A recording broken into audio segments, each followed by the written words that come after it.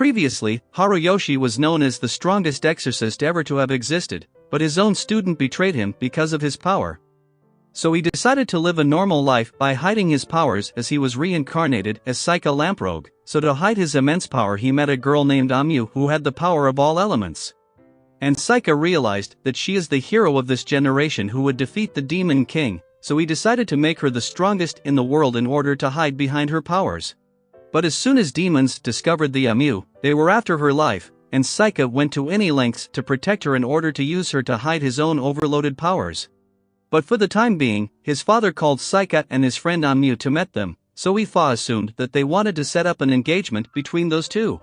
But she got it all wrong because there was someone else staying at his home who wanted to meet Amu, so even Mabel tagged along to meet that mysterious person. But as they arrived, Gly once again challenged Saika to a duel as he wanted to make the score equal, but Amu meddled in as he tried to mess with Saika, so he waged to Gly that if he managed to defeat her, he would consider fighting his pesky duel. But against Amu, Gly only wanted to use a wooden sword. It would have been a simple fight to win.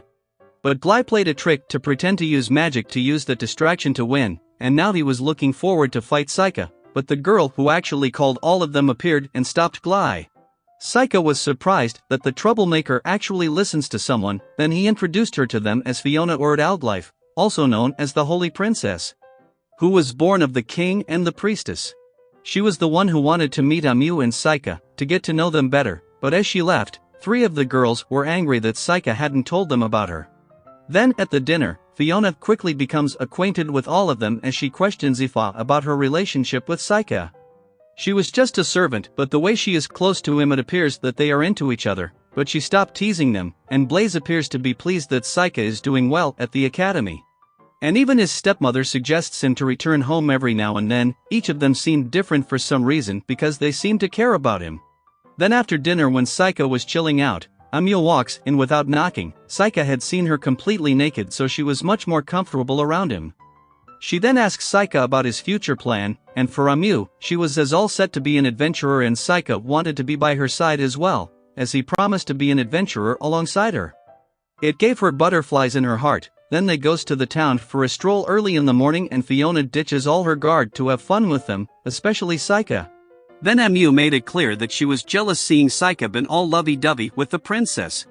But then at a construction site, many planks dropped out right where Princess was standing and Amu and Gly took action while Saika just stood and watched them. It made Fiona a bit disappointed in Saika, so to make her happy again, he bought a nice present for her. But then in the evening Gly warned Saika about Fiona because she is a politician.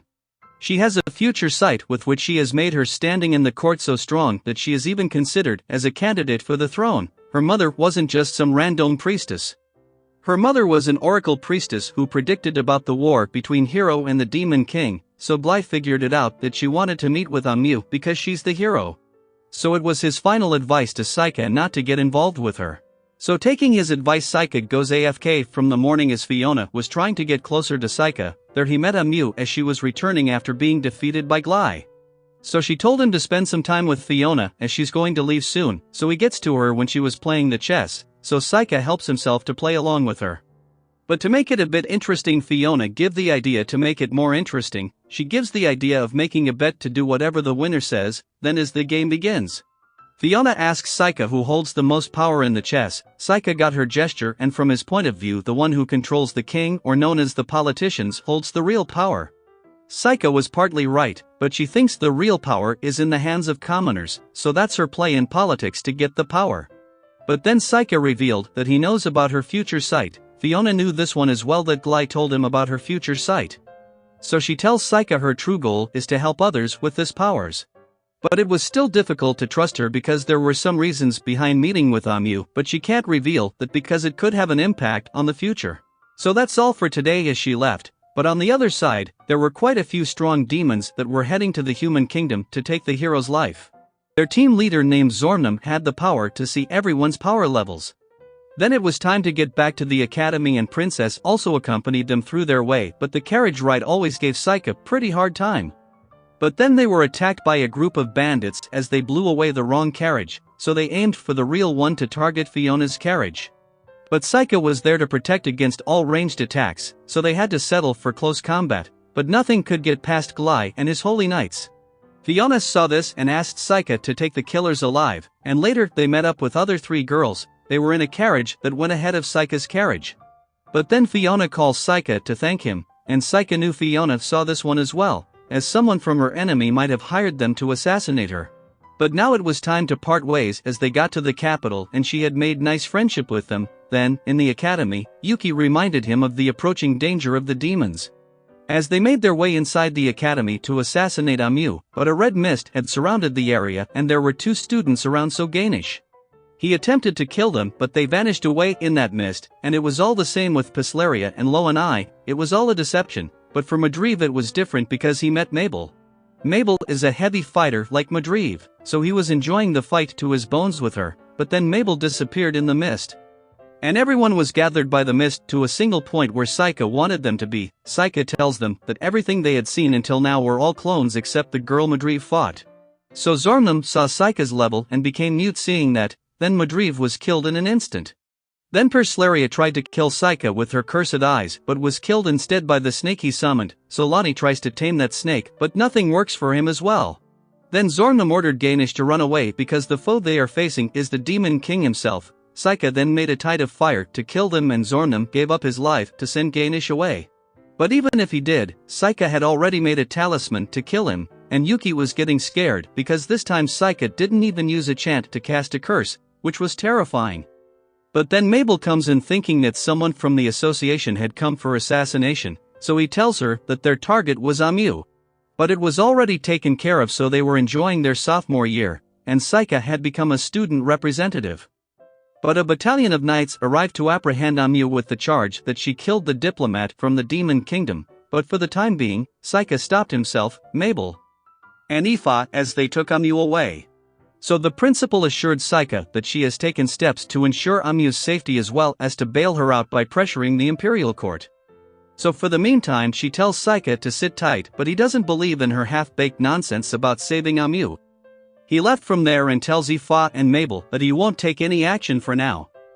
But right after that at midnight Saika summoned his dragon and once again Yuki reminded him to keep his powers hidden, but by laying hands on Amu they had already overstepped their boundaries as Saika can't watch someone precious to him die again. It makes him colder and fills anger inside him. He refused to listen to Yuki and gets at the dragon to get to the prison where Amu was held. As for Amu, she was remembering Saika when someone comes in to visit, and Saika sent out his Shikigami to know the movement tonight, and after that he gets into the castle right from the sky. But a knight saw him and signaled others, and Saika didn't just defeat them but rather killed them in cold blood. But then there was a small army ahead, and yet he didn't hold back as he burned out all of them with his magic. Then he calmly arrives to save Amu. She didn't want him to get in here. So Saika finally tells her that she is the hero of this generation, so the royals wants to kill her because they fear her power. He wanted to leave, but Fiona and Bly intervened. It was the perfect time to make everything clear, so Saika wanted to know why they are bent on killing the advantage they have against the demons. So she began telling him about the first hero who saved humans who didn't have armies. But this time if a war breaks out it will be a genocide on both sides, because this time both humans and demons have a large amount of soldiers. And Amu will always have the potential of starting a war, and all of the demons that came to kill her were actually trying to prevent the war, but even so, Amu will never reach her potential as a hero because Saika is always by her side, and as long as he's there with her, Saika will never let her be exposed to a danger. And that's why she won't have a chance to overcome her limits, and that's about it. Fiona tells Saika to return and nothing will happen to Amu because she will be under her protection. But Saika understands her motive for meeting them earlier was for this. She wants Saika to return, but he has asked her to provide a good reason for him to believe her. It broke her heart that Saika didn't trust her, so she had already prepared a carriage en route to Rachna city, as well as spoken with the mayor of the city to make a way for them to reach the free city of Rachna. And the mysterious person who visited her was Fiona in the prison, and she did everything to keep her friendship, so Saika tried to make it up to her by reviving all of those who died by his hands. But actually he made the matter worse, because now she can't explain what had happened there, so they said their goodbye, and Foina knew that Saika was the Demon King. But he was keeping the hero safe, so she had faith in him that he would use his abilities for greater good, and when they arrived in the free city of Rachna, they were reunited with Ifa and Mabel. That concludes our anime, but please subscribe to the channel for more anime recaps.